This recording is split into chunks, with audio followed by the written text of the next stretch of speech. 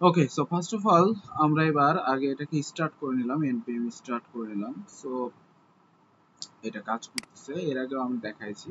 So ফার্স্টে প্লাগইনটা আগে start করে নেবেন, তাহলে এর মধ্যে যে চেঞ্জেস গুলা এইগুলো আপনার কাজ করবে। ঠিক আছে?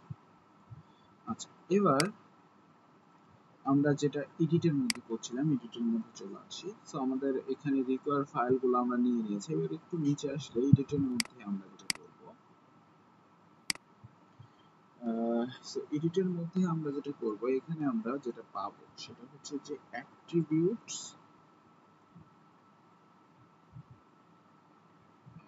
অ্যাট্রিবিউটস বিইউটিএস অ্যাট্রিবিউটস, এবং এখানে পাবো কি set attribute, set attributes, set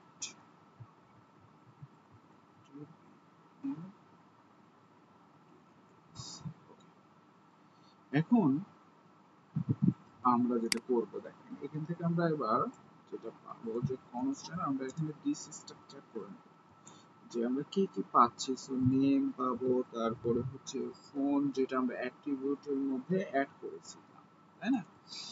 so এইটা আমরা এখন কোথা থেকে পাবো, ইকুয়াল টু এই যে অ্যাট্রিবিউটস নিলাম সে অ্যাট্রিবিউটস, ঠিক আছে? এই তিনটা জিনিস। আচ্ছা, এখন আমরা একটু ইউজ ব্লক অলরেডি এখানে ইউজ করা আছে, সমস্যা নেই। এবার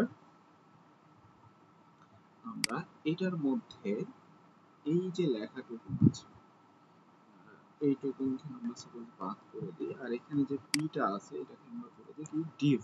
ওকে, সো এবার এই জায়গায় আমরা এই যে ইনস্পেক্ট কন্ট্রোল নিলাম, ইনস্পেক্ট কন্ট্রোলটাকে নিয়ে আসবো। ওকে, এরপরে আমরা কি কি নিয়েছি, আর একটা নিয়েছি না, প্যানেল বডি, প্যানেল বডিটাকে নিয়ে আসবো। ওকে, সো প্যানেল বডির মধ্যে আমরা যেটা করব, যে এই জায়গাতে একটা টাইটেল ইউজ করতে পারি। সো টাইটেলের মধ্যে আমরা এখানে দিয়ে দিতে পারি কার্ড ডিটেলস,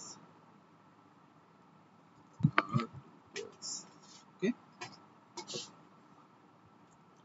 সো এবার এই প্যানেল বডিগুলোর মধ্যে আমাদের একটা টেক্সট কন্ট্রোল থাকবে। So text,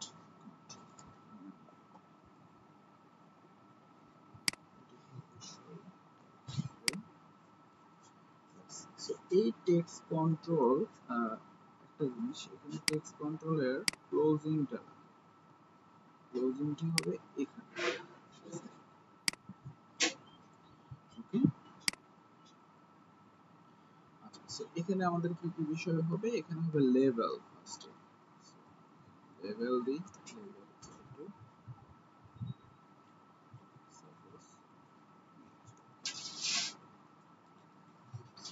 text control, text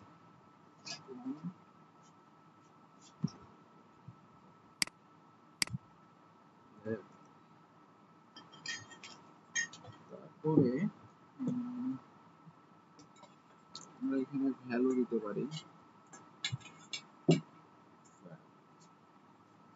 value হবে কি নেম। ওকে,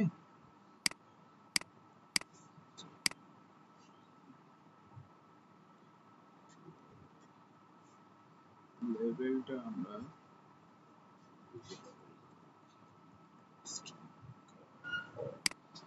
আচ্ছা, ভ্যালুটা নেম। এবার আমাদের মেন হবে অন চেঞ্জ, মানে এটা যখন চেঞ্জ করব তখন আমাদের যে ইভেন্টটা কাজ করাবো,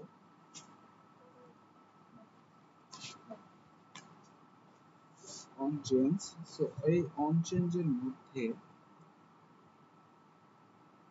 আমরা যেটা করব, যে এখানে একটা ভ্যালু নিলাম, দেখেন কিভাবে এটাকে কাজ করাচ্ছে, একটা শিখলে হয়ে যাবে। So, এখানে এবার সেট অ্যাট্রিবিউট যেটা আছে সেটার মধ্যে এটাকে পাস করব, সেট অ্যাট্রিবিউটস কি পাস করব, এখানে হবে নেম এবং এটা এই ভ্যালুটা, ঠিক আছে? নেম নিলাম, এই নেমের মধ্যে এই ভ্যালুটা সেট হবে।